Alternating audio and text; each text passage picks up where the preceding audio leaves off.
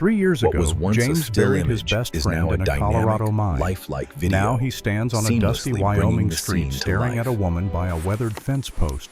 A woman his friend had loved. A woman who doesn't know the man she's been waiting for is dead. In James's pocket, a letter, 4 years old, undelivered. His young companion whispers, "That's her, isn't it? That's the lady from the letter." James's hand moves to his chest, feeling the crinkle of paper. Today, the waiting ends. Today, he finally keeps his promise to a dead man. But this isn't just a story about keeping promises. 3 years ago, I buried my wife. Today, my son told me she's alive. The words echoed in Harrison Blackwell's mind as he stood on Main Street in Sweetwater, Wyoming, staring at the corner of the trading post. The June sun burned white and merciless overhead, turning the air into something you could almost taste. Heat shimmered off the dusty road, making everything waver like a memory that refused to come into focus. In the shadow of the trading post's weathered wall, a woman sat with her back against the wood. Lifelike video, She wore a coat too large for her frame, torn at the sleeves, darkened with dirt and time. Her hair hung in dark tangles, streaked with gray, that caught the sunlight like threads of silver. In her arms, pressed against her chest like something precious, she held a cloth doll, lumpy and worn, stitched from scraps of faded fabric that might once have been bright. She rocked forward and back, a gentle rhythm like a mother soothing a child. And she hummed. The tune was broken, fractured, but recognizable if you knew what to listen for. A melody that had once filled the rooms of Harrison's ranch house on quiet evenings when the work was done and the world outside could wait. Harrison's breath caught in his chest. His lungs felt too small. The street seemed to tilt beneath his boots. The scar drew his eye first, a thin white line running from her left temple to her cheekbones, stark against her weathered skin. He knew that scar, knew it the way a man knows his own reflection. He had been there the day she got it. What was once a still image is now a dynamic, near the fence lifelike line. video, He had held her hand seamlessly while the bringing doctor the scene stitched to her life. skin with careful, methodical precision. He had told her she would be fine even while his own hands shook with fear he refused to name. But Eleanor Blackwell had drowned in the Bear River 3 springs ago. Everyone in Carbon County knew it. The search had lasted 2 weeks. Every able man in the territory had combed the riverbanks, dragged the deeper pools, checked every eddy and backwater where a body might lodge. They had found nothing. Nothing except her shawl, caught on a low branch, soaked through and heavy with river water. The preacher had spoken kind words over an empty grave, had said sometimes the water doesn't give them back. Had said it was God's will, though. Harrison had wanted to put his fist through the man's teeth for daring to speak of God's will when his wife was gone and his son cried himself to sleep every night for months. Harrison had learned to bury the pain the same way he buried trouble on his ranch. Fast, quiet, no looking back. He had built walls inside himself thick and high and told himself it was the only way to survive. What was Told once a himself still a man image couldn't is run now a a spread the dynamic, size of his lifelike if he let video, grief eat him from the seamlessly inside bringing out. the scene to But life. now those walls were crumbling. Because his son stood beside him, small hand pointing toward the woman by the trading post, and the boy's voice carried absolute certainty. "Father," Daniel said. Not Danny, not the childish nickname that sometimes slipped out. Daniel, serious and sure. "That's Ma." Harrison wanted to tell him no, wanted to say it gently, wanted to spare the boy more pain. "Your mother is dead. You know that. We buried her. Well, we buried the idea of her anyway. We said goodbye. We moved on. That's what people do." But the words wouldn't come, because he was looking at the scar. And beneath the dirt and the tangled hair and the 3 years of whatever hell she had survived, he was seeing the shape of Eleanor's face, the line of her jaw, the way she held her shoulders even now, even hunched against the wall with a rag doll in her arms.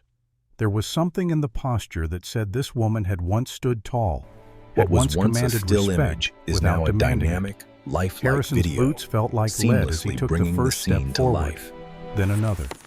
The distance between him and the woman couldn't have been more than 30 feet, but it felt like crossing a continent.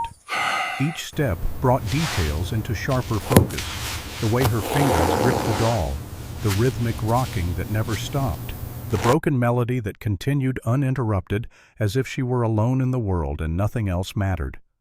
She didn't look up at his approach, didn't seem to notice him at all. Her eyes were open but distant, focused on something only she could see. Pale blue eyes, the color of a winter sky just before snow. Eleanor's eyes.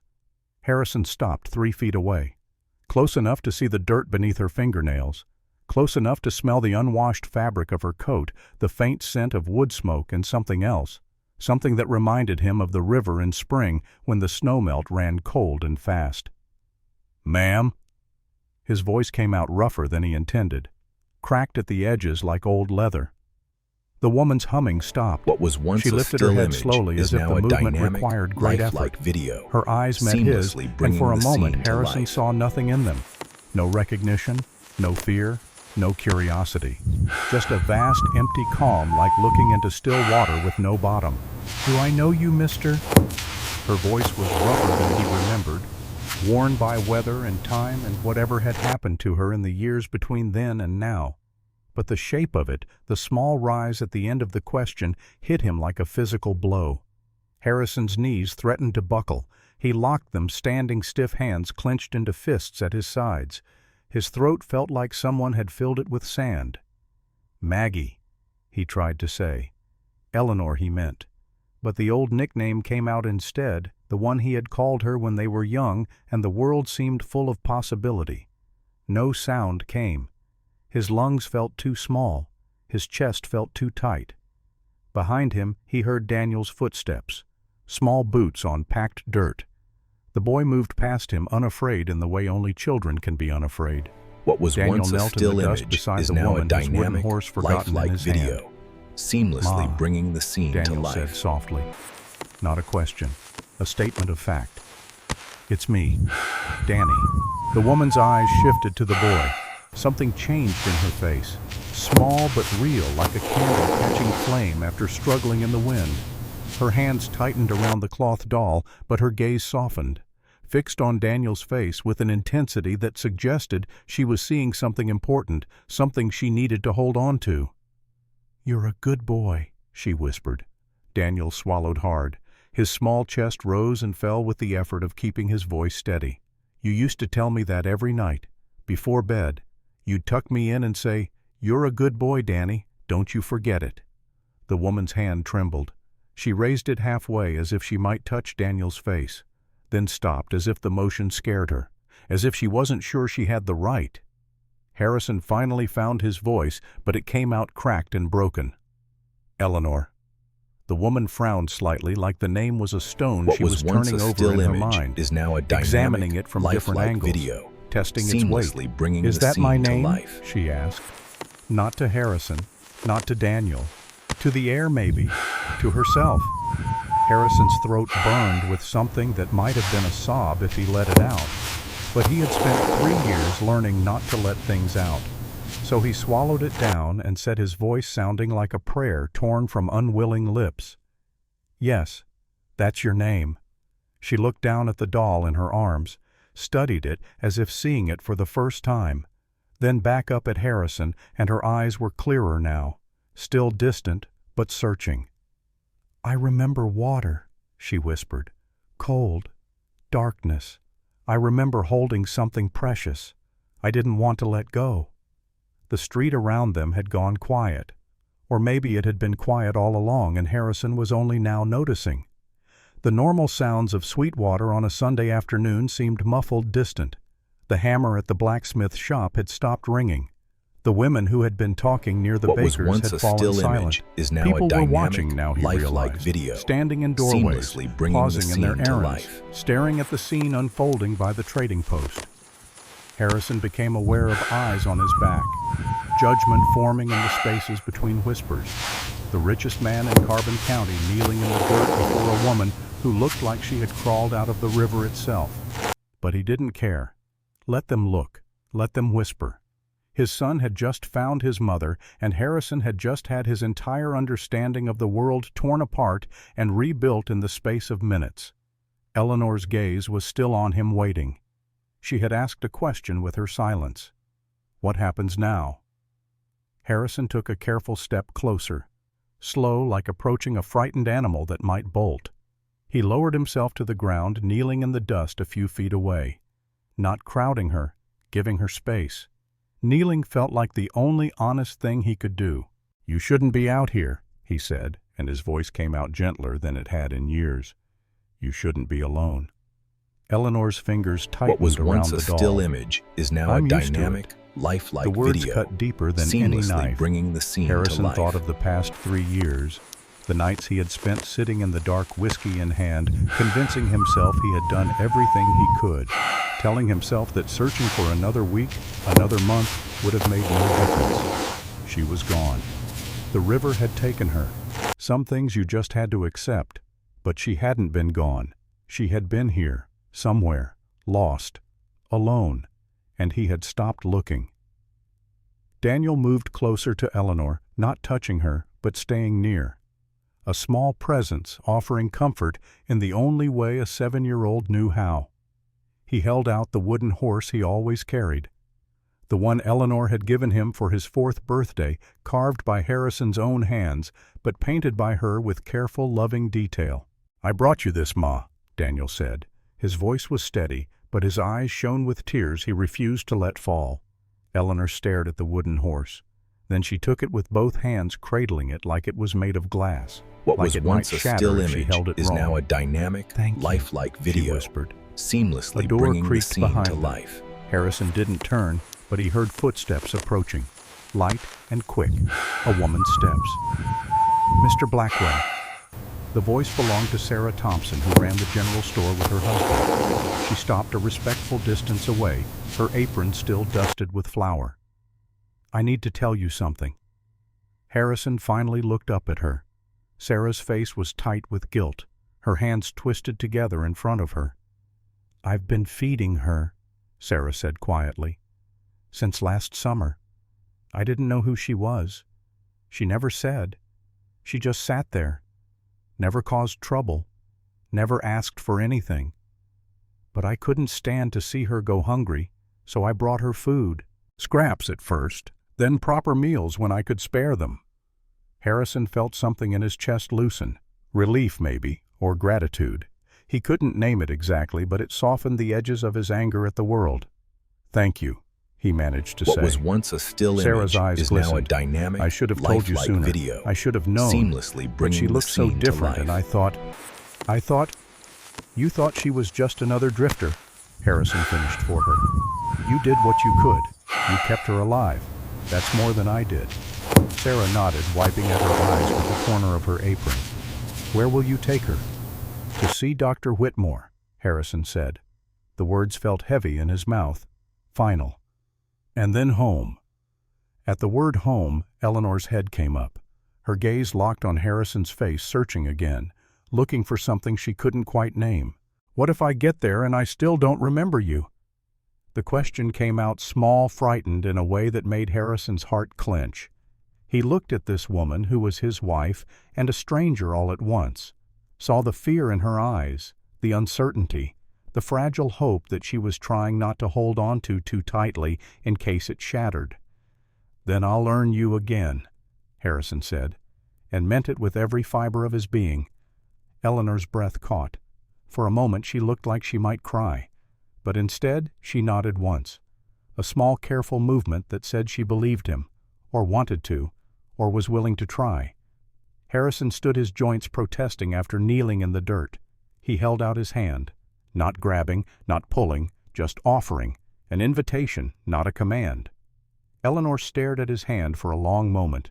Her eyes moved from his palm to Daniel's face. The boy nodded, encouraging, trusting. "It's okay, Ma," Daniel said. "You can trust him." Slowly, carefully, Eleanor's hand lifted from the doll and reached toward Harrison's palm. Her fingers were cold when they touched his, rough from work and weather, but her grip was real and solid when he closed his fingers around hers. Harrison helped her to her feet. She stood unsteadily at first, as if she had forgotten how to balance on solid ground, but she didn't let go of his hand, and she didn't let go of the doll. A voice drifted from across the street, male, loud enough for everyone to hear, deliberately loud. "Well, I'll be damned. Looks like Blackwell found himself a street ghost." Another man's laugh followed, mean and sharp. "Maybe she'll start asking for money too. Could be a good partnership." Harrison turned slowly. Two men stood near the general store watching like this was entertainment laid on for their amusement. He recognized one of them, Marcus Dalton, who owned the ranch that bordered his property to the north. A man who had lost bids to Harrison more than once and wore his resentment like a second skin. The kind of man who loved gossip more than he loved his own reflection and hated Harrison's success with a passion that bordered on obsession. Eleanor flinched at the laughter. Her grip on Harrison's hand tightened, nails digging into his palm. Harrison's face went hard. The careful control he had maintained since finding Eleanor slipped just enough to let the anger through. "She's not a ghost," he said. His voice was quiet, dangerous. "She's my wife." The men stared. One of them scoffed. "Your wife died 3 years ago, Blackwell." Harrison took a single step forward. Daniel stayed close to Eleanor, a small guardian with fierce eyes. "You ever talk about her like that again?" Harrison said, his voice dropping to barely above a whisper. "You'll learn how real she is when I put you in the dirt." The air turned sharp. Even Sarah Thompson went still, her hand pressed to her mouth. The street seemed to hold its breath. Marcus Dalton lifted both hands, making a show of innocence. His smile didn't reach his eyes. "Just talk, Blackwell. No need for threats." Harrison didn't answer. He simply turned away, dismissing them with the gesture. But as he did, he caught something in Dalton's eyes. A flash of something that wasn't just mockery or malice, something that looked almost like fear. Harrison turned his attention back to Eleanor. "Can you ride?" She nodded once, uncertain but willing. "Good," Harrison said. He moved to where his horse waited, tied to the post outside the trading post. Midnight, his black stallion, the finest horse he had ever owned. The animal had been Eleanor's favorite years ago. She had named him, trained him, spent hours in the corral teaching him to neck rein and respond to the lightest touch. Harrison lifted Daniel onto the saddle, first settling the boy with practiced ease. Then he helped Eleanor mount behind Daniel. She moved stiffly, awkwardly, like someone who had forgotten the mechanics of it. But once she was settled, something in her posture shifted. Her back straightened. Her hands found the saddle horn with unconscious familiarity. The cloth doll remained tucked against her chest. She couldn't seem to let it go. They rode toward the far end of Main Street where Dr. Catherine Whitmore kept her practice. People stepped out of doorways as they passed, faces curious, whispers starting like small fires in dry grass ready to spread. Reverend Patrick appeared near the church steps, his eyes wide. When Harrison met his gaze, the preacher murmured something that looked like, "Thank God." Harrison didn't know if it was thanks or warning. Maybe both. Behind them, standing in the shadow of the general store's porch, Marcus Dalton watched them go. His jaw was clenched tight. His hands were fists at his sides. And in his eyes was something that looked very much like rage, barely held in check. But Harrison didn't see it. He was focused forward on the road ahead, on getting Eleanor somewhere safe where he could figure out what the hell had happened to her and how she had survived 3 years that should have killed her. The door to Dr. Whitmore's office stood at the end of the street, painted white, clean, and professional, in a town where most buildings wore their age like badges of honor. Harrison dismounted and helped Eleanor down, his hands gentle on her waist. She didn't pull away, but she didn't lean into his touch either. Just accepted it with the same distant calm she had shown since the moment she looked up and asked if she knew him. Dr. Catherine Whitmore answered the door herself. She was a woman of 38 years, practical and sharp-eyed, one of the few female doctors in Wyoming Territory, and proud of it. She had delivered half the babies in Carbon County and stitched up the other half's mistakes. She took one look at Eleanor and her expression shifted from polite inquiry to focused attention. "Harrison," Dr. Whitmore said. Her voice was carefully neutral. "Who is this?" Harrison's throat felt tight again. He made himself say the words, made them real.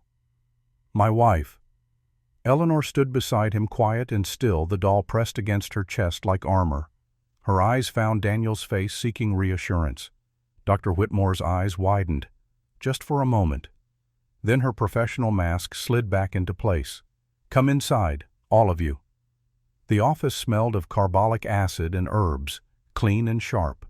Books lined the shelves along one wall, medical texts with worn spines that spoke of frequent use. The examination bed sat in the corner, covered with a clean white sheet. Eleanor hesitated at the threshold. Her breathing quickened. Her knuckles went white around the doll. "Ma," Daniel said softly. He took her free hand in his small one.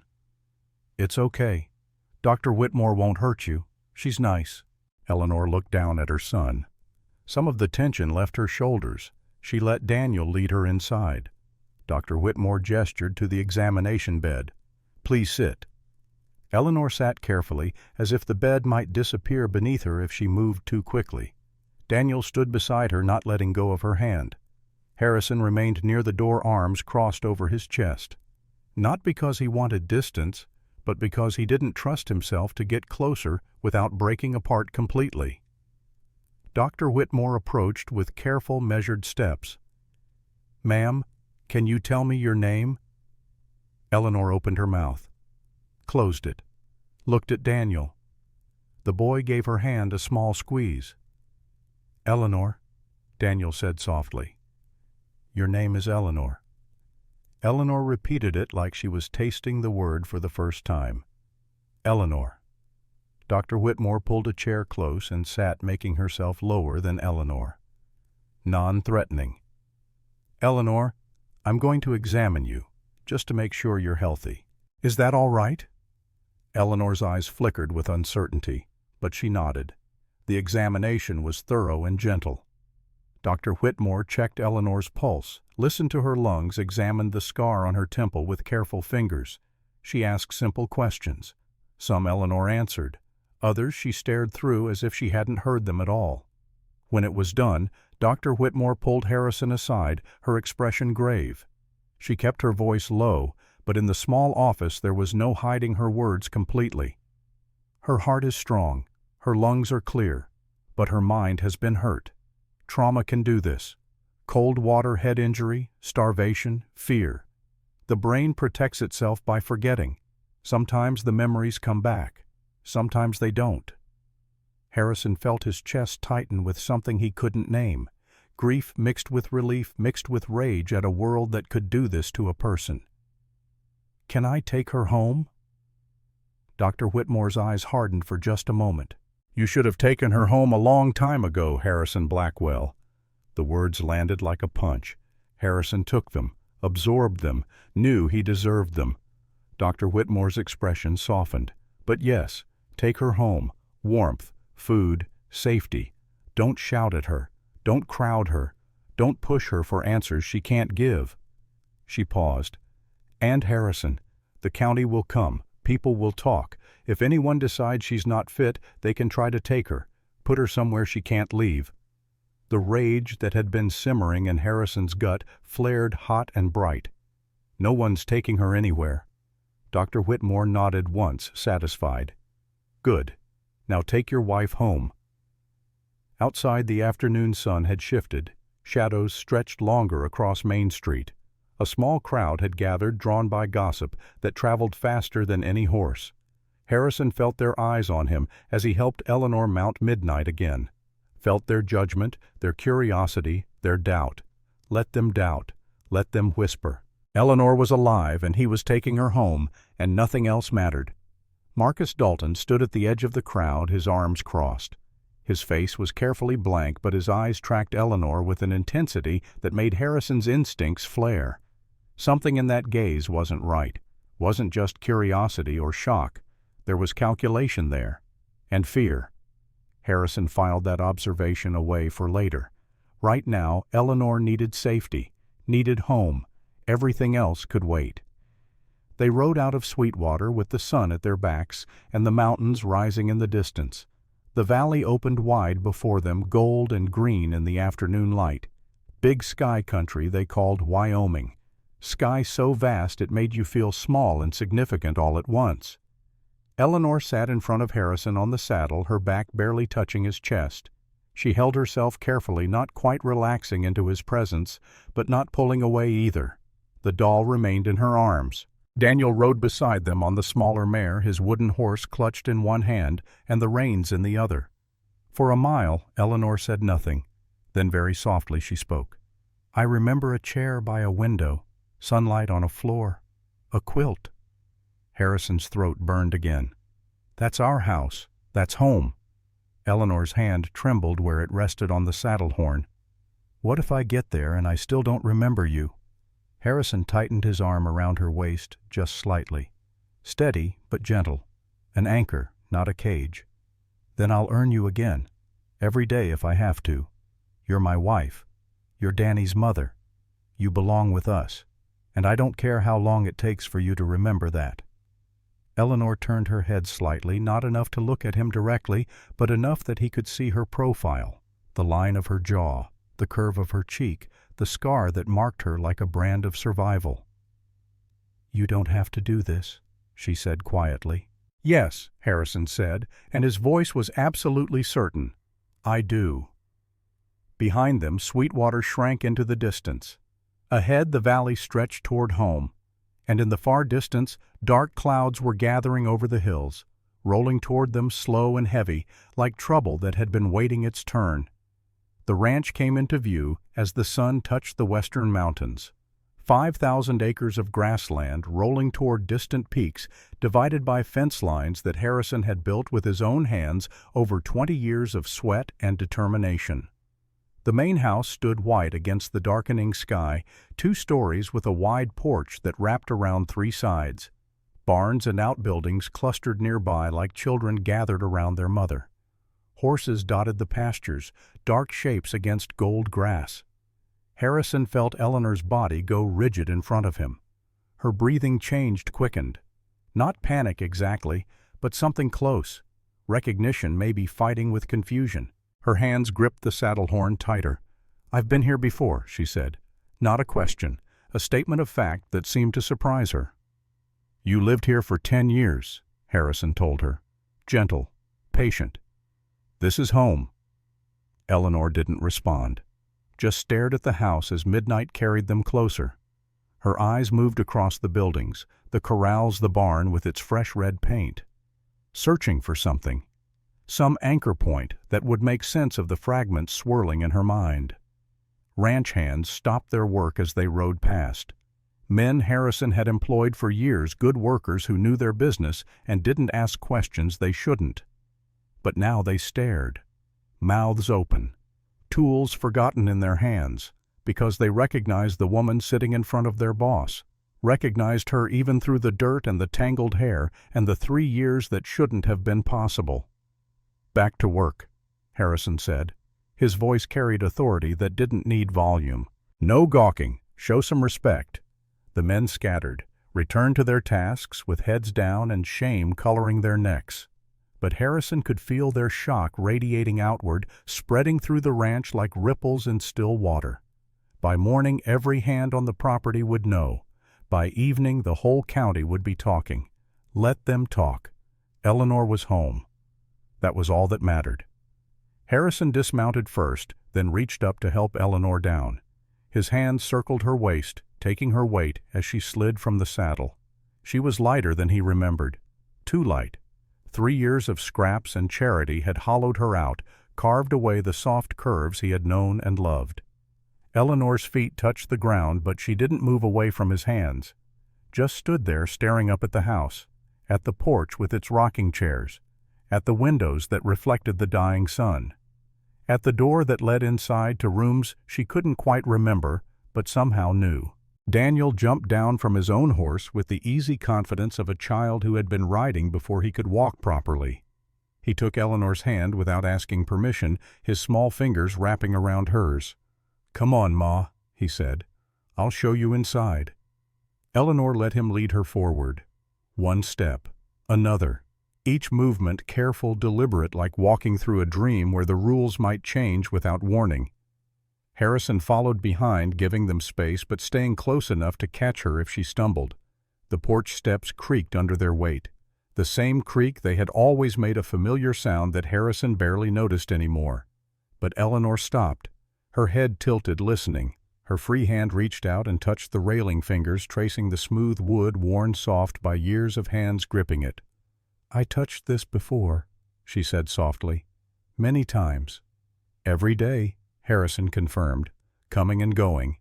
Eleanor nodded, continued forward. Daniel opened the front door and the three of them stepped inside. The front room still held the last of the day's light streaming through western windows. Dust motes danced in golden beams. The furniture sat exactly where it had for years, the sofa against the far wall, 2 chairs flanking the fireplace, a small table near the kitchen doorway where Eleanor used to leave her gloves and bonnet when she came in from riding. Eleanor stopped in the middle of the room. Her chest rose and fell with quick, shallow breaths. Her eyes moved from object to object, piece to piece, like she was cataloging inventory, or trying to match what she saw with images in her mind that refused to come into focus. "The light," she said. Her voice was barely above a whisper. "I remember this light. Late afternoon, gold and warm." Daniel squeezed her hand. "You always said it was the best time of day, when the work was done and we could just sit together." Eleanor's gaze landed on the sofa, on the folded quilt draped over its back. Patchwork made from scraps of fabric, each piece chosen with care, stitched together with patience and skill. The pattern was geometric complex, the work of someone who understood how colors played against each other. Eleanor crossed to it slowly, released Daniel's hand and reached out to touch the fabric. Her fingers traced the seams following the lines of stitching. Her breathing caught. "I made this," she said, not a question. Absolute certainty. "I remember sewing it, by candlelight, in the winter. My fingers were cold and the thread kept breaking, but I finished it anyway." "You did," Harrison said from behind her. "Took you 3 months. You said it was for when we had guests, but you never wanted anyone else to use it. Said it was too precious." Eleanor's hands trembled as they moved across the quilt. Tears started in her eyes but didn't fall. She pressed her palm flat against the fabric as if she could absorb the memories through her skin. Daniel moved to stand beside her.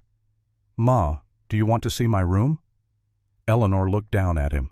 Her face was a mixture of wonder and pain and hope, so fragile it seemed like breathing wrong might shatter it.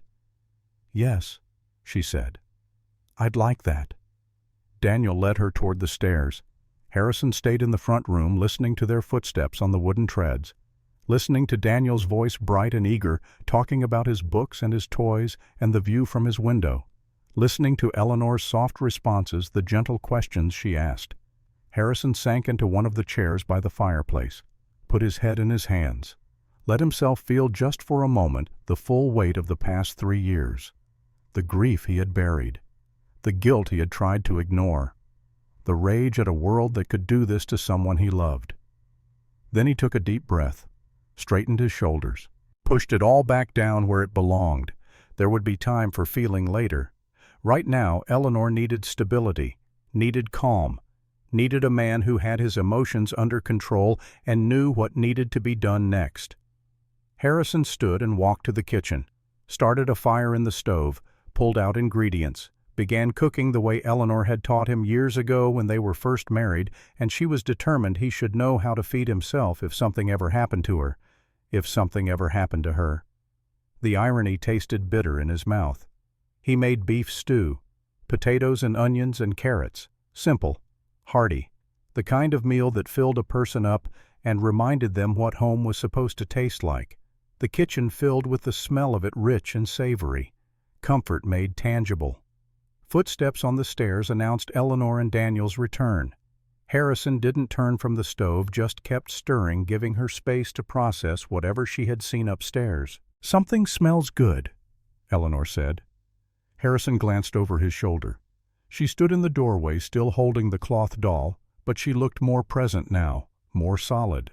The distant quality in her eyes had receded, replaced by cautious curiosity. "Supper will be ready in an hour," Harrison said. "There's a room upstairs, your room, our room. You can rest if you want. Or there's a bath. Water's hot." Eleanor's hand went to her hair self-consciously. For the first time since he had found her, she seemed aware of her appearance. of the dirt and the tangles and the torn coat she still wore. "A bath?" she said quietly. "That would be good." Harrison nodded, set down his spoon. "I'll get it ready for you." He filled the copper tub in the small room off the kitchen, heating water on the stove and carrying it bucket by bucket. Steam rose and fogged the small window. He laid out clean towel soap that smelled like lavender, a comb, left a simple dress hanging on a hook. One of Eleanor's old dresses kept in the wardrobe upstairs because he hadn't been able to bring himself to give them away. When everything was ready, he found Eleanor still standing in the kitchen doorway. "It's ready," he said. "Take as long as you need. I'll watch the stew." Eleanor nodded, started toward the bathing room, then stopped, turned back to look at him. "Harrison." It was the first time she had said his name. The sound of it in her voice made his chest ache. "Yes. Thank you for not leaving me there, by the trading post, for bringing me here even though I don't remember. Thank you." Harrison's throat closed up. He managed to nod. "You're my wife. There's nowhere else you should be." Eleanor studied his face for a long moment. Then she disappeared into the bathing room and closed the door. Harrison returned to the stove, stirred the stew without seeing it, listened to the sounds from the other room, water moving, soft splashing. A quiet sigh that might have been relief or sorrow or some combination of both. Daniel appeared at his elbow. "Pa, yeah, son. Is Ma going to be okay?" Harrison looked down at his boy, at the hope and fear warring in those young eyes, at the way Daniel held his wooden horse so tight his knuckles showed white. "I don't know," Harrison said, because lying to the boy seemed worse than the truth. "But we're going to do everything we can to help her. Understand?" Daniel nodded. "I won't let them take her away." "No one's taking her anywhere," Harrison promised, and meant it with every fiber of his being. They ate supper at the kitchen table. Eleanor emerged from the bath with her hair combed and braided, wearing the simple blue dress Harrison had left for her. She looked more like herself now, though she was thinner than she should be. Paler. The scar on her temple stood out starkly against her clean skin, but her eyes were clearer, more focused. She ate slowly, savoring each bite as if the simple act of tasting food required all her concentration. "This is good," she said. "Really good." "It's your recipe," Harrison told her. "You taught me how to make it, said every man should know how to cook at least one decent meal." Eleanor's spoon paused halfway to her mouth. "Did I?" "You did. You were very insistent about it. Said you weren't going to be married to a man who starved if you ever got sick." Something flickered across Eleanor's face. Not quite a smile, but close. "That sounds like something I would say." They finished the meal in comfortable silence. Daniel asked if he could go check on his pony before bed. Harrison gave permission and the boys scampered off, leaving Harrison and Eleanor alone at the table. Eleanor's fingers traced the edge of her plate. "Harrison, what happened the night I disappeared? What do you remember?" Harrison's hands tightened around his coffee cup. "You went to visit Sarah Thompson. Her daughter was sick. You stayed late helping tend to her. When you didn't come home, I rode out looking. Found your horse by the river. No sign of you. Just your shawl caught on a branch." "How did you know it was the river?" "Your horse was wet, spooked, and there were marks in the mud at the bank, like someone had slid down or been pushed." Eleanor's face went pale. Her breathing quickened. "Pushed!" Harrison cursed himself silently. Too much information too fast. "Or fell. Could have been either. It was dark. The ground was muddy from rain earlier that day. I don't know what happened. No one does." But even as he said it, Harrison remembered Marcus Dalton's face this afternoon. The fear in his eyes when Eleanor looked at him. The way he had tried to dismiss her as crazy, as someone who should be locked away. A man didn't react like that unless he had something to hide. Eleanor's hands were shaking. She set down her fork carefully, deliberately.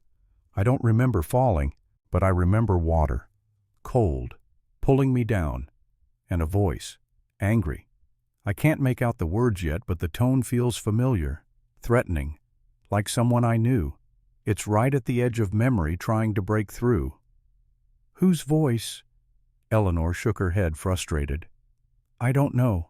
It's like trying to see through fog. Everything's blurred, pieces that don't fit together right. Harrison reached across the table, let his hand rest near hers, not touching, just offering. It'll come back, or it won't. Either way, you're safe now. That's what matters. Eleanor looked at his hand. Then slowly she put her hand on top of his. The touch was light, tentative, but real, present, a connection that said maybe, possibly, they could find their way back to each other. A knock at the door broke the moment. Harrison pulled his hand away and stood. I'll get it. He opened the door to find Jake standing on the porch, his foreman, a man of 40 years who had worked the ranch longer than anyone else. Jake's hat was in his hands, his face serious. Boss, sorry to bother you this late, but the hands are talking. Word spreading about Mrs. Blackwell. Thought you should know. Harrison stepped outside, closing the door behind him. What are they saying? That she's back. That she was living in Sweetwater all this time. That she don't remember nothing. Jake shifted his weight. Boss, some of the men knew her before. They're asking questions, wondering if it's really her. It's her, Harrison said flatly. No question. I know that. Saw her myself. Recognized her soon as I got a good look. But others want proof. They're worried about bringing trouble to the ranch. Harrison's jaw tightened. Anyone who has a problem with my wife being home can collect their pay and leave. Tonight. Jake nodded quickly. That's what I told them. Just wanted you to know the lay of things. Appreciate it. Harrison paused. Jake, I need you to keep an eye on things. People coming to the ranch. Strangers asking questions. Especially Marcus Dalton. He comes around. I want to know about it. Jake's eyes sharpened. You think Dalton's involved somehow? I think he acted mighty strange when he saw Eleanor today, and I think it's worth watching. I'll keep my eyes open, Jake promised. How's she doing, Mrs. Blackwell? She's remembering some things, not everything, but she's home. That's what counts. Jake nodded, put his hat back on. Good to have her back, boss. Real good. The place hasn't been the same without her. After Jake left, Harrison stood on the porch for a moment, looking out at the darkening valley. Lights were starting to appear in the bunkhouse windows, stars emerging in the deepening blue overhead. The normal, familiar rhythms of ranch life continuing as they always had. But nothing was normal anymore. Eleanor was back from the dead, and someone had put her in that river 3 years ago. Someone who might not be happy she had survived. Harrison made a mental note to ride into town tomorrow, have a conversation with Sheriff Warren, let him know Eleanor was home and under Harrison's protection. Make it clear that anyone who threatened her would answer to him personally. Inside, he found Eleanor standing by the window in the front room. She had her hand pressed against the glass, looking out at the same view he had just been watching. It's beautiful, she said softly. The way the mountains look against the sky, purple and black, and the stars just coming out. You always loved this time of evening, Harrison told her. Said it was when the world took a breath before night came. Eleanor smiled, just a small one but real. That sounds like poetry. You were always better with words than me. She turned from the window. Harrison, where will I sleep tonight? The question hung in the air between them. Loaded with implications, neither of them was quite ready to address. Wherever you're comfortable, Harrison said carefully. Our room is upstairs, but there's a spare room too, or I can sleep down here on the sofa. You decide. Eleanor looked uncertain, vulnerable in a way that made Harrison want to promise her the world while simultaneously giving her all the space she needed. I don't want to put you out of your own bed, she said. You're not putting me anywhere. This is your home too, your choice. Eleanor was quiet for a long moment. Then she said, the spare room, for now, if that's all right. Of course it is. Harrison moved toward the stairs. I'll make sure it's ready for you. The spare room was small but clean. Harrison lit a lamp, checked that the bed had fresh linens, opened the window slightly to let in the cool night air. Eleanor stood in the doorway, still holding that cloth doll like a lifeline. If you need anything, Harrison said, I'm just down the hall. Daniel's room is between us. You won't be alone. Thank you, Eleanor said again. Harrison nodded, started to leave, then stopped, turned back. Eleanor, I'm glad you're home. Whatever happens, whatever you remember or don't remember, I'm glad you're here. I need you to know that. Eleanor's eyes glistened in the lamplight. I'm glad too, even though I'm scared, even though I don't understand what happened or why. I'm glad to be here. Harrison left her there and went to his own room, sat on the edge of the bed and stared at the empty space beside him. The space Eleanor had occupied for 10 years, the space that had been cold and empty for 3. She was 10 feet away now on the other side of a wall, close enough that he could hear her moving around, far enough that the distance felt like miles. But she was home, alive, safe under his roof, and tomorrow he would start figuring out what the hell had happened to her and who was responsible. Because someone had put his wife in that river. Someone had left her for dead. And Harrison Blackwell was not the kind of man who let that kind of thing go unanswered. The next morning dawned clear and bright. Harrison woke early from a restless sleep, dressed quietly, and went downstairs to start breakfast. He was surprised to find Eleanor already in the kitchen. She stood at the counter staring at the various implements and ingredients laid out before her. Her hands hovered over them, not quite touching, as if waiting for them to tell her what to do. "Morning," Harrison said carefully. Eleanor jumped slightly, then relaxed when she saw him. "Morning. I woke up and I couldn't go back to sleep. Thought I might try to make something, but I can't remember how." Harrison moved to stand beside her. Not too close. "What were you thinking of making?" "Biscuits. Maybe I feel like I should know how, like my hands remember even if my mind doesn't." "Try," Harrison encouraged. "Trust your instincts." Eleanor's hands moved to the flour, measured it without measuring, going by feel, added salt, baking powder, lard. Her movements were uncertain at first, then grew more confident. She mixed the dough, kneaded it, cut out rounds with a glass tumbler. When the biscuits came out of the oven 20 minutes later, they weren't perfect, a little lopsided, slightly uneven in color, but they were real and edible, and Eleanor had made them from memory her mind didn't consciously hold. She stared at them with tears running down her face. "I made these," she whispered. "Every Sunday, didn't I?" "Every Sunday," Harrison confirmed. His own throat was tight. "They look perfect." Daniel came thundering down the stairs, drawn by the smell. "Biscuits. Ma, you made biscuits." The boy's joy was so pure, so uncomplicated, that it cut through the heavy emotion in the room like sunlight through clouds. Eleanor laughed, really laughed, and the sound was so unexpected and wonderful that Harrison found himself grinning despite everything. They ate breakfast together, the biscuits with butter and jam, strong coffee for the adults, milk for Daniel. Conversation that was easier than it had been the night before. Small steps forward into something that might eventually feel normal again. After breakfast, Harrison saddled 2 horses. "I need to ride into town, talk to the sheriff, make sure certain things are understood. You're welcome to come if you want, or you can stay here, whatever feels right." Eleanor considered this. "I'd like to come, if that's all right. I need to face it. The town, the people. Running won't make it easier." Pride surged through Harrison's chest. This woman who had lost everything still had more courage than most men he knew. "All right then, let's go." The ride back to Sweetwater was quiet. Eleanor sat her horse well, the muscle memory of years of riding asserting itself even when conscious memory failed. Daniel rode between them, chattering about the horses and the weather and everything and nothing. As they approached the town, Harrison felt Eleanor tense beside him. Her hands tightened on the reins, but she didn't falter, didn't ask to turn back. Main Street was busy with the mid-morning activity, wagons and horses, people moving between buildings, the normal commerce of a frontier town on a weekday. But as Harrison, Eleanor, and Daniel rode down the street, that normal activity stuttered and stopped. Heads turned, voices fell silent. People stared with the kind of open curiosity that bordered on rudeness. Harrison kept his eyes forward.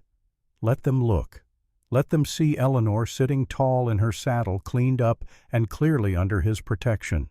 Let them understand that she was his wife, and anyone who had a problem with that could take it up with him directly. They stopped outside the sheriff's office. Harrison dismounted and helped Eleanor down. She stood close to him, not hiding, but clearly taking comfort in his presence. Sheriff Tom Warren emerged from his office before they could knock. He was a man of 50, weathered and practical, who had kept the peace in Sweetwater for 20 years without getting himself killed. That took a certain kind of skill, and Warren had it in abundance. "Harrison," the sheriff said. His eyes moved to Eleanor.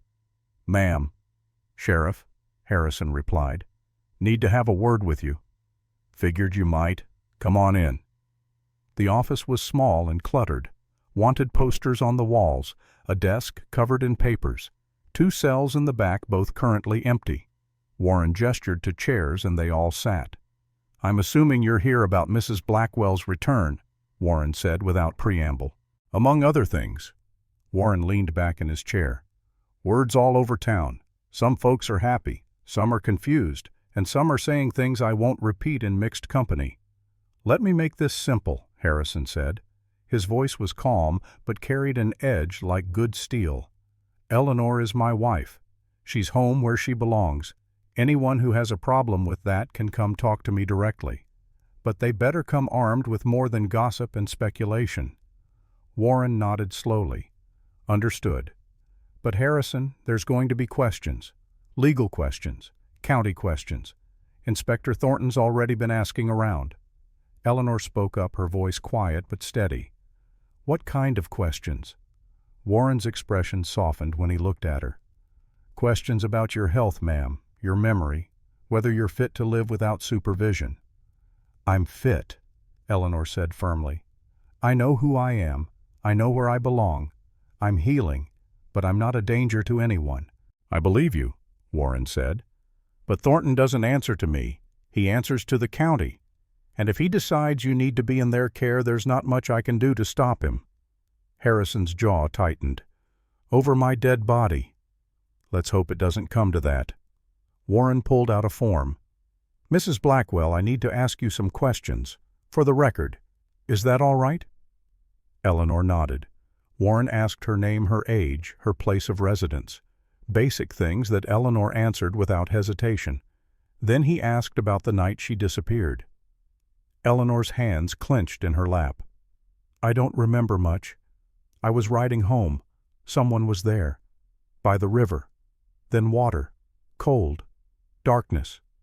When I woke up, I was far downstream. I don't know how long I was unconscious. Days, maybe. I wandered, survived, eventually ended up in Sweetwater. But I didn't know who I was. Didn't know where I belonged." "Did you see who pushed you?" Warren asked gently.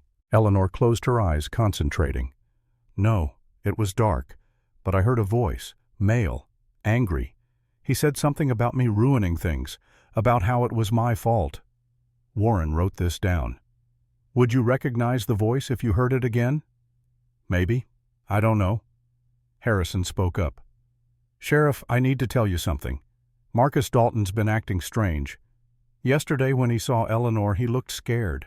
Not just surprised. Scared, like he'd seen a ghost he thought was buried."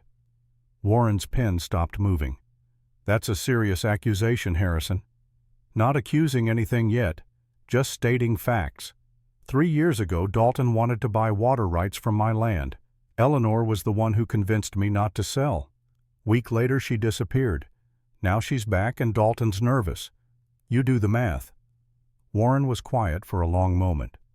"I'll look into it." Quietly. "But Harrison, you need to understand something. Marcus Dalton has friends in high places, including Inspector Thornton. If this goes where I think it might, it's going to get ugly." "Let it get ugly," Harrison said, "as long as justice gets served." They left the sheriff's office and stepped back onto Main Street. The crowd of onlookers had grown. People pretending to go about their business while watching every move the Blackwells made. That's when Harrison saw him. Marcus Dalton standing outside the general store with his arms crossed, watching them with eyes that held barely concealed rage. Harrison made a decision, walked directly toward him. "Dalton," Harrison said when he was close enough to be heard without shouting, Blackwell." Marcus's eyes flicked to Eleanor, then away. "Heard you found yourself astray." The words were deliberately insulting, meant to provoke. Harrison felt his hands curl into fists but kept his voice level. "Found my wife, the one who was supposed to be dead." "Memory's a funny thing," Marcus said. "Sometimes people remember what never happened, especially after head injuries." Eleanor stepped forward before Harrison could respond. Her voice was clear and strong despite the tremor Harrison could see in her hands. "I remember enough. I remember a conversation at dinner 3 years ago. You wanted Harrison to sell you water rights. I said no. Said it would damage the land downstream. You got angry. Called me a meddling woman who didn't know her place." Marcus's face went red. "You're confused." "Am I?" Eleanor moved closer. "I remember you riding away that night, furious. And I remember your voice by the river. Not the words yet, but the voice, the anger. That's coming back clearer every day." Fear flashed across Marcus's face before he could hide it. "You're insane, playing games." Harrison stepped between them. "Watch your mouth, Dalton. That's my wife you're talking to." "Your wife is damaged goods," Marcus spat. "Everyone can see it. She belongs in an asylum where people can keep an eye on her." The street had gone completely silent. Everyone watching now, waiting to see what would happen.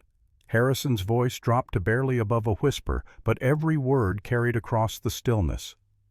"You ever talk about her like that again, and I will end you. Not kill you. Ending would be too quick. But I'll destroy everything you have. Your ranch, your reputation, your legacy. I'll burn it all to the ground.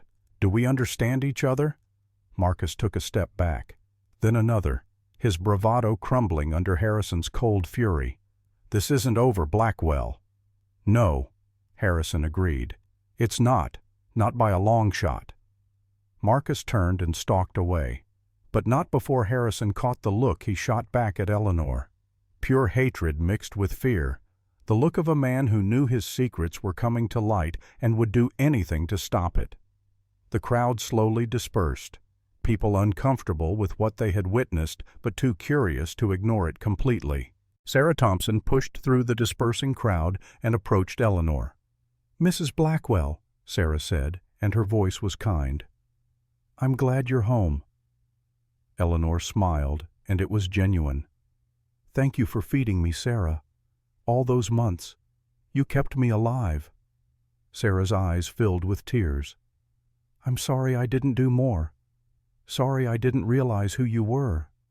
"You did enough," Eleanor said. She reached out and took Sarah's hand. "You did more than enough." They stayed in town another hour.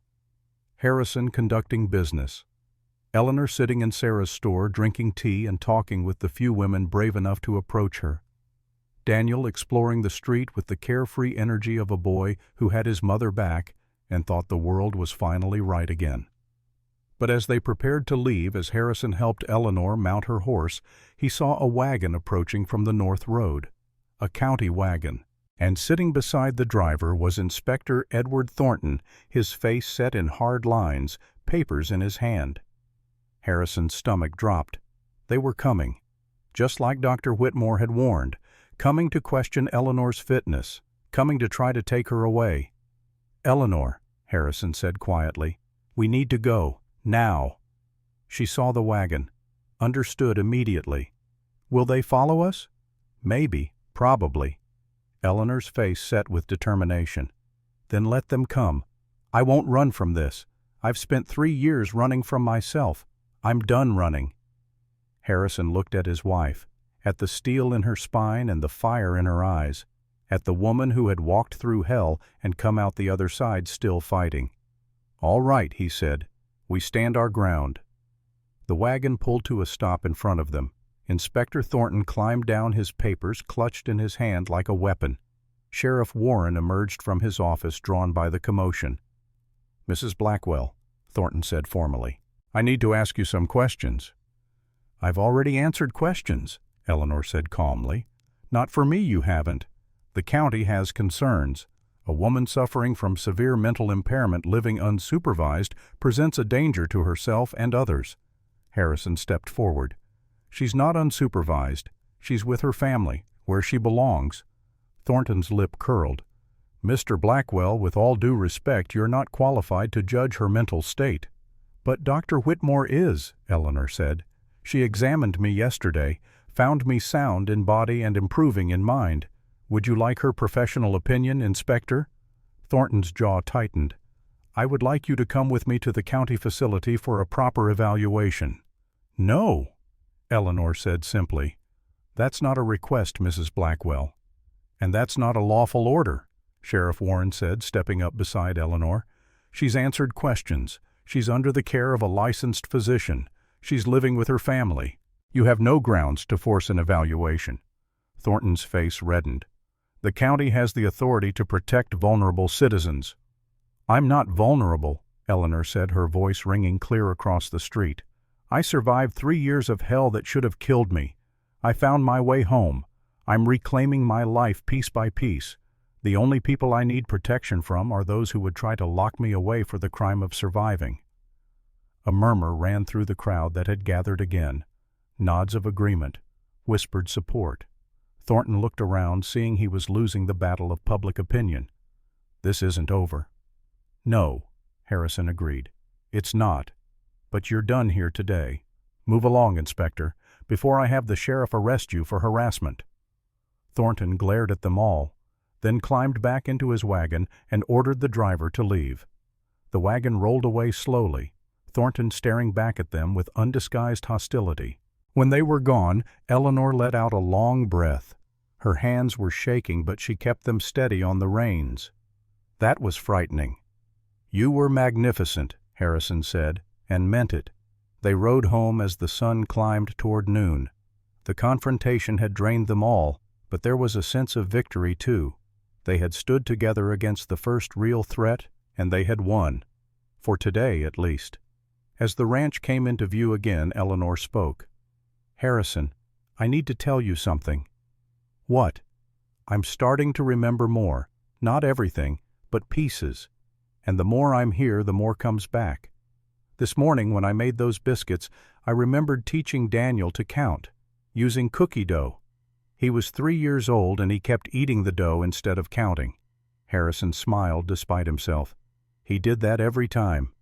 I remember other things, too, small things, the way the floor creaks near our bedroom, the sound the pump makes when you prime it, the smell of hay from the barn. It's all coming back, slowly, but it's coming. That's good, Harrison said. Really good. But Harrison, there are dark things coming back too, frightening things. About that night, about what happened. Harrison's hands tightened on his reins. Do you remember who pushed you? Not yet, but I will. I can feel it. The truth is there just beneath the surface, waiting.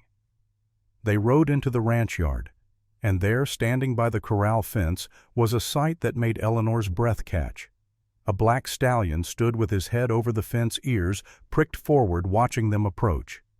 Midnight, Harrison's prize horse, the animal Eleanor had trained from a yearling, the horse that had been hers in all the ways that mattered, even though Harrison owned him on paper. Eleanor dismounted before Harrison could help her, walked toward the corral slowly. The horse watched her utterly still. Easy, boy, Eleanor murmured. Easy. Midnight's nostrils flared. His ears swiveled, catching the sound of her voice. And then he did something Harrison had never seen him do for anyone else. He nickered, soft and low, a greeting, a recognition. Eleanor reached the fence, held out her hand. Midnight stretched his neck over the rail and pressed his muzzle into her palm, stood absolutely still, just breathing in her scent, making small sounds in his throat that were almost words. Midnight, Eleanor whispered, tears streaming down her face. You remember me. You remember. Jake appeared from the barn, stopped dead when he saw what was happening. Boss, he said quietly to Harrison, that horse hasn't let anyone but you near him since she disappeared. Tried to kick 3 different hands who attempted to work with him. You're the only one he trusts. Not the only one, Harrison said, watching his wife reconnect with the animal she had loved. Not anymore. Eleanor rested her forehead against Midnight's nose. The horse stood like the statue, accepting her touch, offering silent comfort in the way animals sometimes could when humans failed. And standing there in the afternoon sun with his wife and son, home safe with evidence mounting that Eleanor's disappearance was no accident, Harrison made himself a promise.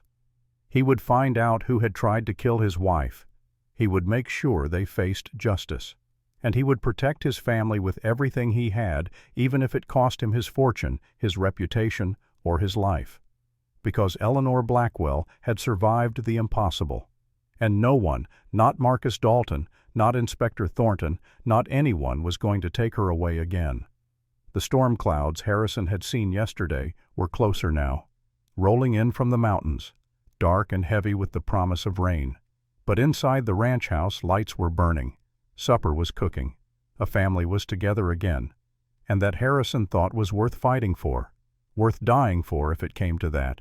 But he hoped it wouldn't come to that. He really hoped it wouldn't. The days that followed fell into a rhythm that was both familiar and strange. Eleanor moved through the ranch house like someone learning to walk again, her body remembering what her mind had forgotten. She would pause in doorways, her hand on the frame, as if waiting for memories to catch up with her feet. Sometimes they did. Small flashes that made her smile or cry, or simply stand very still while something clicked into place behind her eyes. Harrison watched her rebuild herself piece by piece, watched her stand in the kitchen in the early morning light, her hands moving through the motions of making coffee without conscious thought, watched her fold laundry with a precision that spoke of years of practice, watched her walk to the chicken coop and have the birds flock to her like she had never been gone. The ranch hands had stopped staring, mostly. They had seen enough to believe she was who Harrison said she was, had seen Midnight follow her around the corral like a devoted dog, had watched her mend a broken gate latch with steady hands and an efficiency that came from muscle memory deeper than conscious recall. But the whispers from town continued, growing louder, more insistent. 1 week after Eleanor came home, Reverend Patrick rode out to the ranch. He sat in the front room with his hat in his hands, his weathered face uncomfortable with the task before him. "Harrison Eleanor," he began, then stopped, cleared his throat, tried again. "The county's calling a meeting, tomorrow night at the church, about Eleanor's situation." "What situation?" Harrison's voice was flat, dangerous. "Her return, her health. There are concerns." The Reverend looked apologetic but determined. "Marcus Dalton's been talking to people. Inspector Thornton's been asking questions. They're saying Eleanor needs proper evaluation, proper care. They're saying a woman in her condition shouldn't be living without supervision."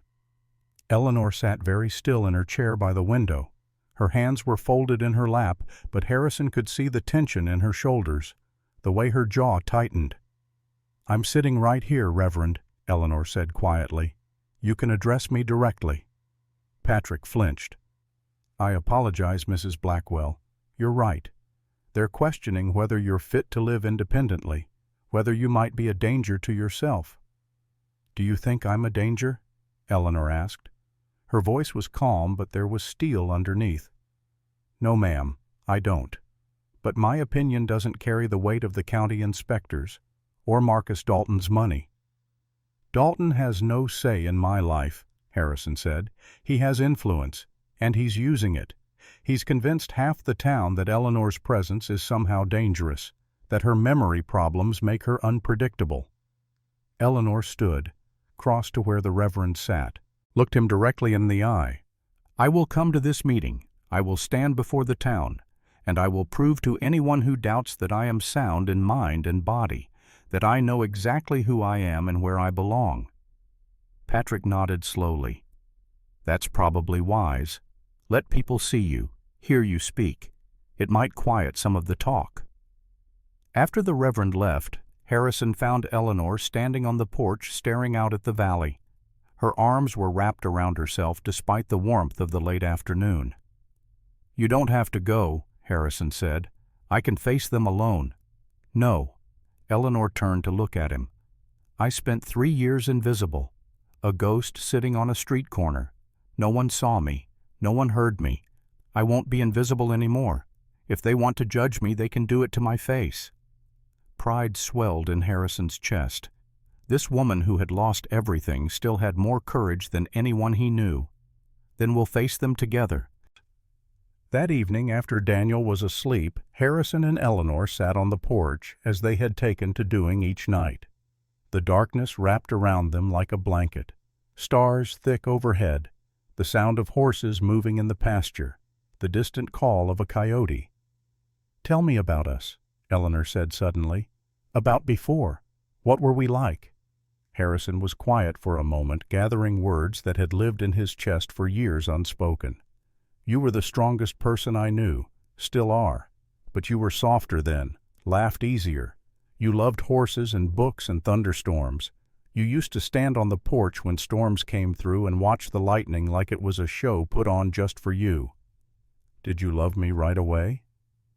"No." Harrison smiled in the darkness. "You scared me at first. You were too smart, too direct, asked questions I didn't know how to answer.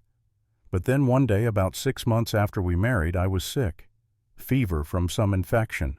You stayed up 3 nights straight, cooling me with damp cloths, making me drink water, even when I wanted to die. And I realized somewhere in those 3 days that I would die for you, would kill for you, that you had become the center of everything without me noticing." Eleanor was quiet. When she spoke, her voice was thick. "Did I love you? You said so. Every night before we slept. 3 words. Simple. True." "I wish I remembered that." Harrison reached across the space between their chairs, let his hand rest on the arm of hers. An invitation, not a demand. "We'll make new memories. Better ones, maybe." Eleanor's hand covered his. Squeezed. "I'm starting to feel things I can't quite name. When I see you with Daniel. When you look at me like I'm something precious instead of broken. It's not memory exactly, but it's something. Like recognizing home even when you don't remember the address." Harrison's throat closed up. He nodded because words were beyond him just then. They sat in silence until the cold drove them inside.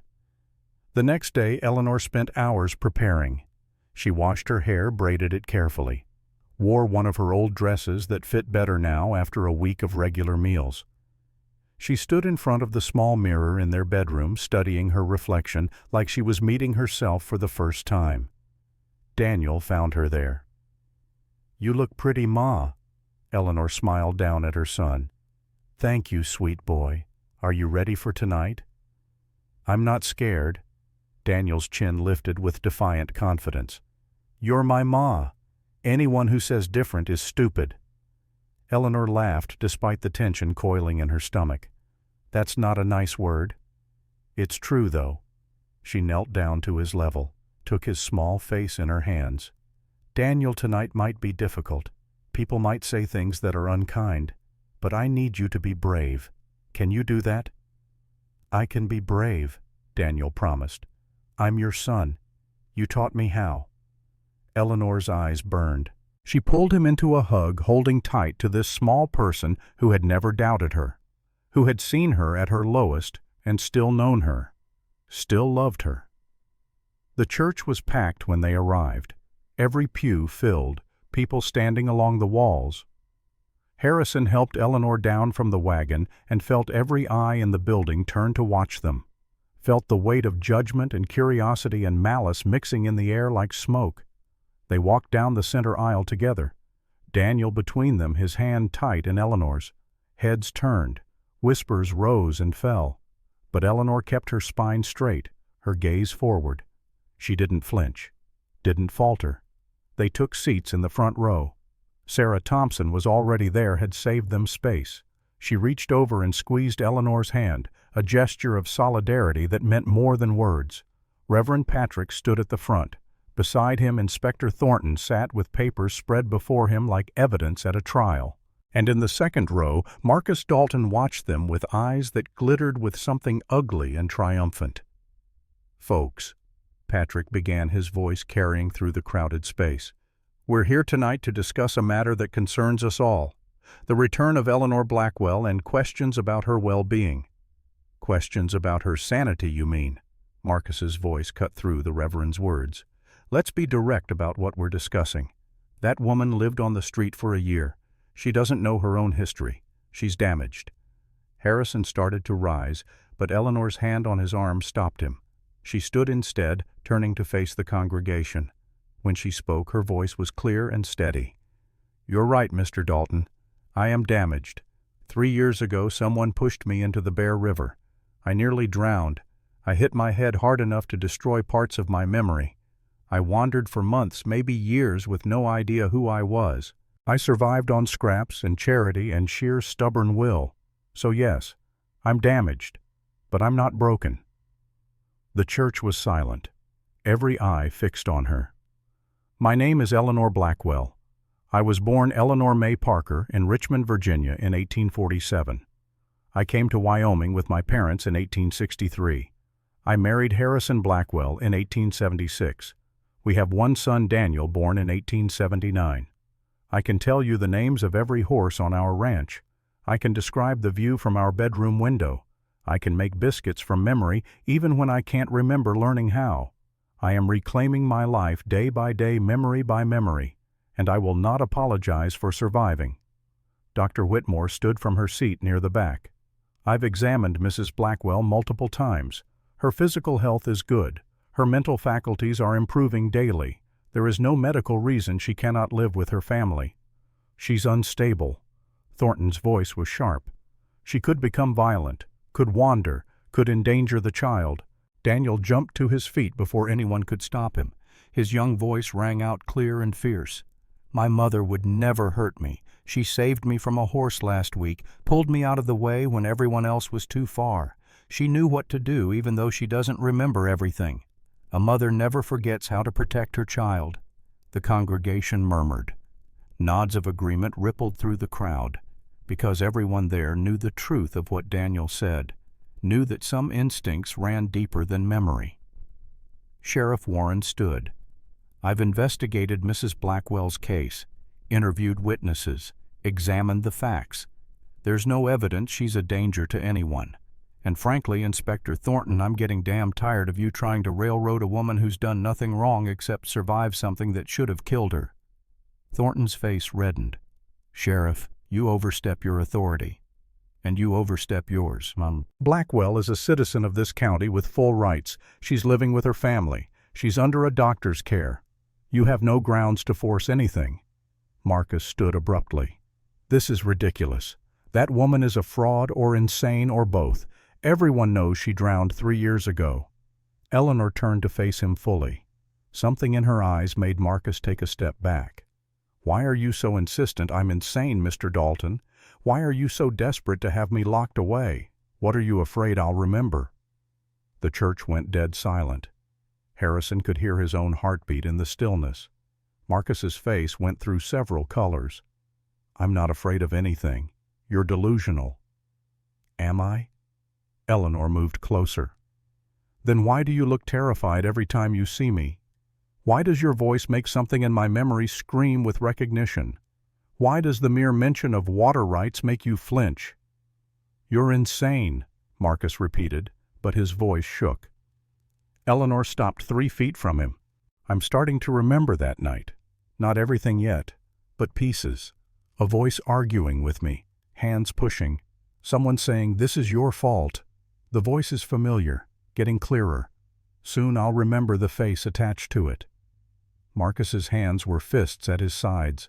Sweat beaded on his forehead despite the cool evening. You're making up stories, trying to blame your accident on someone else. Was it an accident? Eleanor asked softly. Are you sure? The confrontation hung in the air like smoke. Then Sarah Thompson stood. Her voice carried authority that surprised everyone. I have something to say. Sarah held up a small book, a journal. For the past year, I've been keeping notes of things Eleanor said when she sat by the trading post, things I didn't understand at the time but wrote down anyway, things about water rights, about arguments, About Marcus Dalton. Marcus went pale. That proves nothing.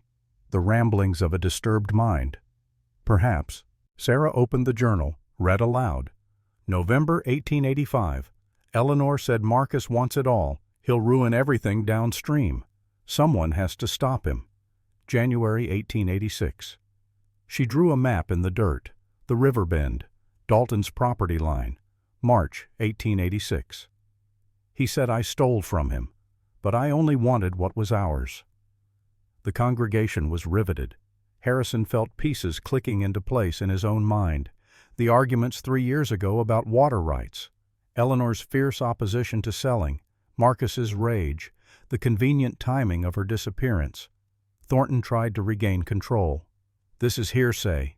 Inadmissible. The county still has concerns about Mrs. Blackwell's fitness. But the mood in the church had shifted.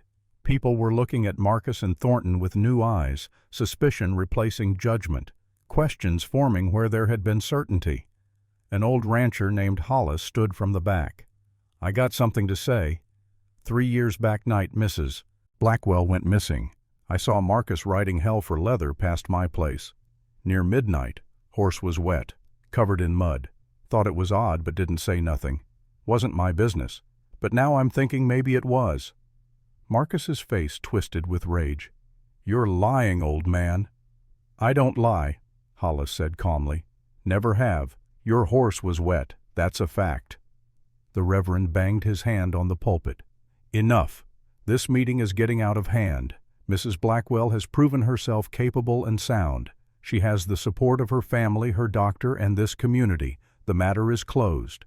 It is not closed. Thornton stood, his papers clutched in his hands. The county has final authority. The county, Sheriff Warren said coldly, can take it up with a judge. Until then, Mrs. Blackwell stays with her family. Meeting adjourned. The congregation erupted into conversation, some angry, some relieved, all buzzing with the revelations of the evening. Marcus Dalton pushed through the crowd toward the door, his face murderous. Thornton followed, shooting looks of pure venom at Eleanor. Harrison pulled Eleanor close as people swarmed them, some to offer congratulations, some to apologize for doubting, some just to get a closer look at the woman who had come back from the dead. But through it all, Eleanor stood tall, accepted their words with grace, and when Daniel wrapped his arms around her waist, she held him tight and whispered, "We did it. We stood our ground."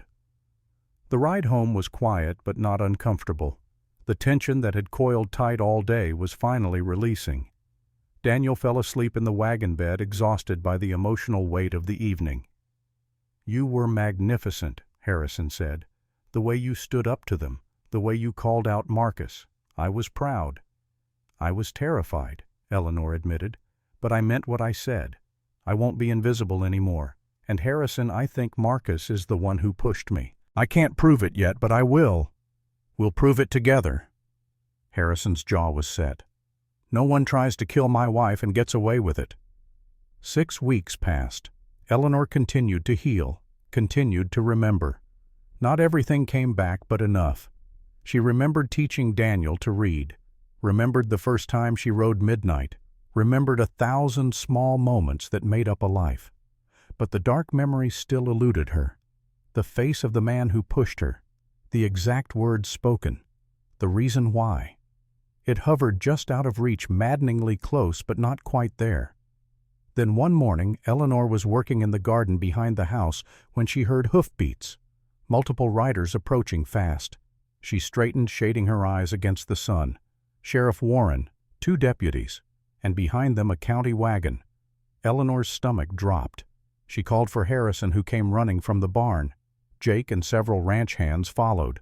Warren dismounted, his face grim. "Harrison." "Eleanor, I need to talk to you." "What's this about?" Harrison's voice was tight. "Marcus Dalton filed a formal complaint, claims Eleanor threatened him, claims she's unstable and dangerous." Warren looked apologetic. "Thornton's using it as grounds to force an evaluation. I tried to stop it, but they went over my head, got a judge to sign an order." Eleanor felt ice flood her veins. "You're taking me away." "Not if I can help it." Warren handed Harrison a paper. This gives them authority to have you evaluated by a county doctor, but it doesn't say where. Dr. Whitmore's licensed by the county. If she conducts the evaluation here with witnesses that satisfies the legal requirement. Understanding dawned on Harrison's face. Smart. I don't like being used as a weapon against innocent people, Warren said. So let's do this right and shut Dalton up for good. Dr. Whitmore arrived within the hour, having been summoned by Warren's deputy. She conducted a thorough examination of Eleanor in the front room of the ranch house with Warren and Harrison both present as witnesses. She asked questions, tested responses, evaluated cognitive function.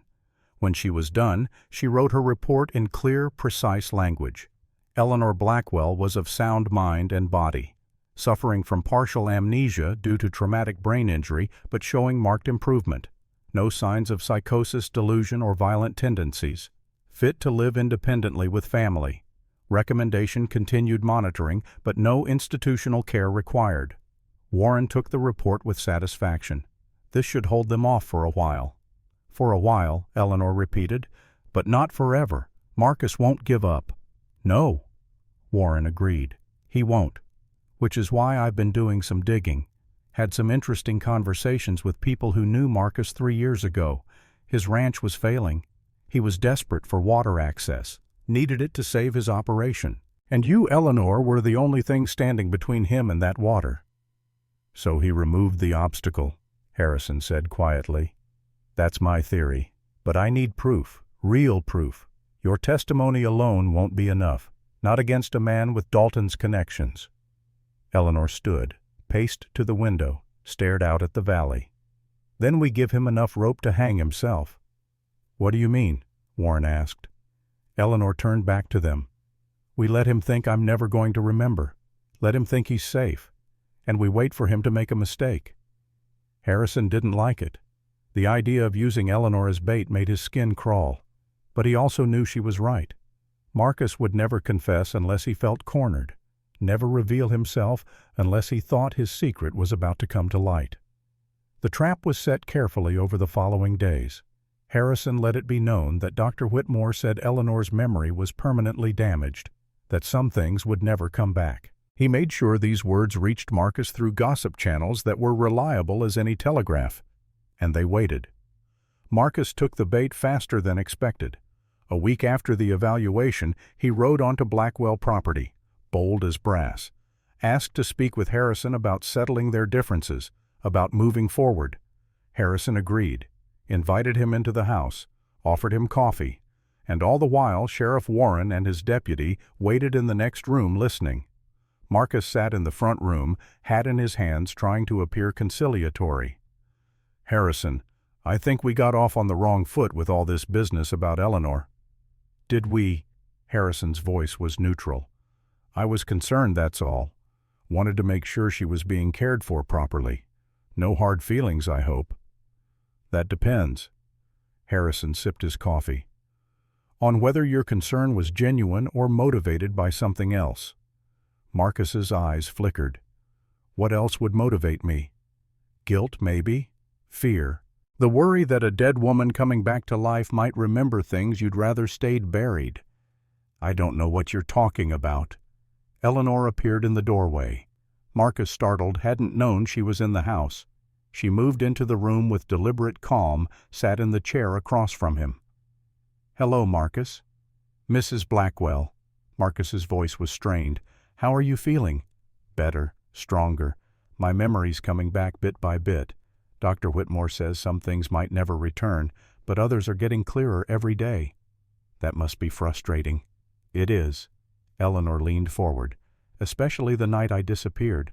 I remember arguing with someone, remember being by the river, remember hands pushing me, but I can't quite see the face, can't quite hear the words clearly. It's right there, just out of reach. Marcus relaxed fractionally. Maybe it's best you don't remember. Some things are better left in the past. Are they? Eleanor's voice was soft, dangerous. Even if those things are attempted murder, Marcus went very still. That's a serious accusation. Yes, Eleanor agreed. It is. Tell me something, Marcus. Why were you by the river that night old Hollis saw you riding past his place near midnight, horse covered in mud? Where were you coming from? That's none of your business. It is when it's my attempted murder we're discussing. Marcus stood abruptly. I don't have to listen to this. I came here in good faith. Did you, Harrison stood too, moved between Marcus and the door. Or did you come to see if Eleanor really doesn't remember, to see if you're safe? You're both insane. Then you won't mind answering some questions. Sheriff Warren stepped into the room, his deputy behind him. Questions I've been wanting to ask for 3 years. Marcus's face went white, then red. This is entrapment.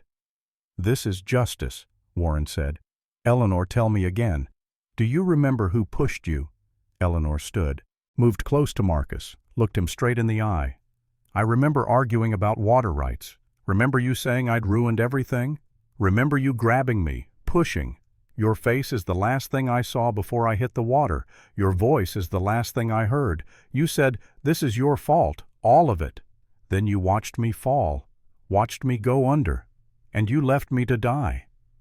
Marcus's composure shattered. You were supposed to die. The current was strong, the water was cold. You should have drowned. The room went silent. Even Marcus seemed to realize what he had said. His mouth snapped shut, but it was too late. That's a confession, Warren said quietly. Marcus Dalton, I'm arresting you for the attempted murder of Eleanor Blackwell. Marcus lunged, not at Warren, at Eleanor, hands reaching for her throat, murder in his eyes. You ruined me. My ranch failed because of you. Everything I had is gone because you wouldn't let Harrison sell. Harrison hit him, hard, a single punch that sent Marcus sprawling. The deputies were on him in seconds, restraining him, putting him in irons. Marcus was screaming now, all pretense of civility gone. She was supposed to stay dead. Thornton said no one would question it, said we'd be safe. Warren's eyes sharpened. Thornton was involved. Marcus seemed to realize he had said too much, but the damage was done. He helped me, afterward, made sure the investigation went nowhere, said if she ever came back we'd have her declared insane, locked away where no one would believe her. Edward Thornton helped you cover up attempted murder. Warren turned to his deputy. Ride to town, bring Thornton in. He's under arrest too. As the deputies dragged Marcus away, still screaming about ruin and betrayal, Eleanor sank into a chair. She was shaking, not from fear, but from the release of 3 years of wondering, of not knowing. The truth was out. The monster had a face, and justice was finally possible. Harrison knelt beside her chair, took her hands in his. It's over. You're safe. We're safe, Eleanor corrected. All of us. Daniel appeared in the doorway, eyes wide. He had been upstairs, kept away from the confrontation, but he had heard the shouting. He ran to Eleanor, who wrapped him in her arms. The bad man won't hurt you any more, Daniel said fiercely. Pa won't let him. No one will hurt any of us again, Eleanor promised. She looked at Harrison over Daniel's head, saw the love and pride and relief in his eyes, felt something in her chest click into place. Not quite memory, but something better. The certainty that this was where she belonged. These were her people. This was her home. The trial took place 3 months later. The entire county turned out to watch. Marcus Dalton and Edward Thornton sat together in the defendant's box, both looking diminished and bitter. The evidence was overwhelming. Eleanor's testimony, the witnesses who had seen Marcus that night, Sarah's journal entries, the money trail showing Thornton's bribe, the confession Marcus had made in the Blackwell front room, witnessed by sheriff and deputy. The jury deliberated for less than 2 hours. Marcus Dalton, guilty of attempted murder, 20 years hard labor. Edward Thornton, guilty of conspiracy, bribery, obstruction of justice, 10 years. Eleanor sat between Harrison and Daniel as the verdicts were read. She didn't feel triumph exactly, just a quiet satisfaction that justice had been served, that the truth had come to light, that she could finally move forward without looking over her shoulder. After the trial, after the crowds had dispersed and the judge had retired, Eleanor stood outside the courthouse. The afternoon sun was warm on her face. The The sky was blue and clear. Tomorrow looked like something worth living for. Sarah approached, tears in her eyes. "I'm so glad, Eleanor. So glad you got justice." Eleanor embraced her. "Thank you for keeping those notes. For caring when no one else did. You saved my life in more ways than one." The town's perception had shifted completely. Eleanor was no longer the strange woman from the trading post. She was the survivor, the fighter, the woman who had faced down her attempted murderer and won. People treated her with respect now, even a little awe. But Eleanor didn't care about their opinions anymore.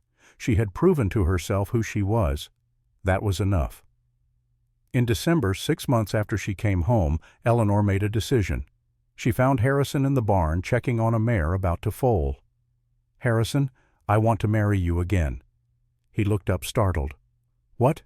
"I want to marry you again. I don't remember our first wedding. Don't remember the vows or the ceremony or any of it. And I want to stand before witnesses and choose you.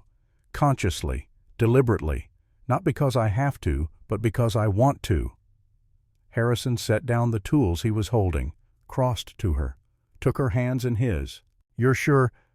"I've never been more sure of anything." They planned a small ceremony, just family and close friends, nothing elaborate. Eleanor wore a simple dress blue like the Wyoming sky.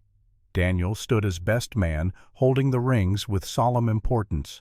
The ceremony took place at the ranch on the porch where Eleanor and Harrison had spent so many evenings talking, learning each other again, building something new on the foundation of what had been. Reverend Patrick officiated. His words were simple but profound, about love that survives, about faith in the face of darkness, about choosing someone every day, not just once. When it was time for vows, Harrison spoke first. "Eleanor, I lost you once. I spent 3 years thinking I'd never see you again. When you came back, you weren't the same person who left, and neither was I. But we found each other anyway, built something new. I vow to keep choosing you, keep seeing you, keep believing you, for all the days I have left." Eleanor's voice was steady despite the tears streaming down her face. "Harrison, I don't remember falling in love with you the first time, but I'm falling in love with you now, every day, in the way you're patient when I can't remember, the way you believe me when others doubt, the way you love our son. I vow to be present, to be brave, to be your partner in everything. I choose you, today and every day after." They exchanged rings, kissed, and their small gathering erupted in applause. Daniel tugged on Eleanor's dress. "Ma, can I say something?" "Of course, sweet boy." Daniel turned to face the gathered friends. His young voice rang clear. "My ma was lost, but she came home, because mothers always come home. They might get lost sometimes. But if you believe in them, if you keep looking, they'll find their way back. And that's the most important thing I learned this year." There wasn't a dry eye in the crowd. The celebration lasted into the evening. Dancing in the barn, food and laughter, stories shared.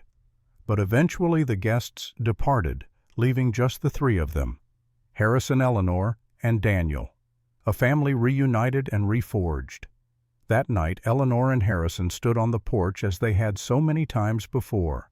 But this time, when Harrison reached for her hand, Eleanor didn't hesitate. She took it, held it, moved closer until she was leaning against him, his arm around her shoulders. "I'm happy," she said, wonder in her voice. "Genuinely, truly happy. I didn't think I'd ever feel that again." "Me either," Harrison admitted. "After you disappeared, I forgot what happiness felt like, forgot it was even possible." They stood together as stars appeared overhead. As the valley darkened and lights began to glow from the bunkhouse, as the horses settled for the night and the world grew quiet. "Harrison," Eleanor said, "thank you for not giving up, for searching, for bringing me home." "I gave up once," Harrison said. "I'll regret that for the rest of my life, but I won't give up again. On you, on us, on this life we're building. I promise you that." Eleanor turned in his arms, looked up at him. "I love you. I don't remember saying it before, but I'm saying it now. I love you." Harrison's throat closed. He pulled her close. "I love you too. Always have. Always will." They kissed, long and deep. A promise made physical. A vow sealed with touch. When they finally pulled apart, Eleanor was smiling. "Come on, let's go inside. Go home." "We are home," Harrison said, but he followed her anyway, into the house, into their life, into a future that finally felt possible again. 2 years later, the ranch was thriving. New horses in the pasture, new hands in the bunkhouse. The house had been expanded, a new wing added. Everything growing, expanding, becoming more than it had been. Eleanor ran riding classes for women now, teaching them skills she had relearned herself, giving them confidence and independence. The program was her idea, and it had become wildly successful. Women came from all over the county to learn from the woman who had survived the impossible. Daniel was 9 now, growing tall and strong, smart beyond his years. He remembered everything that had happened but didn't dwell on it, just loved his mother fiercely and proudly and told anyone who would listen about the bravest woman he knew. On a warm summer afternoon, Eleanor and Daniel rode out to the spot by the river where everything had happened, the place where she had nearly died, where Marcus Dalton had left her for dead. It was beautiful here. The water ran clear and fast. Wildflowers bloomed along the banks. Birds sang in the cottonwoods. "Are you scared to be here, Ma?" Daniel asked. "No," Eleanor said, and meant it.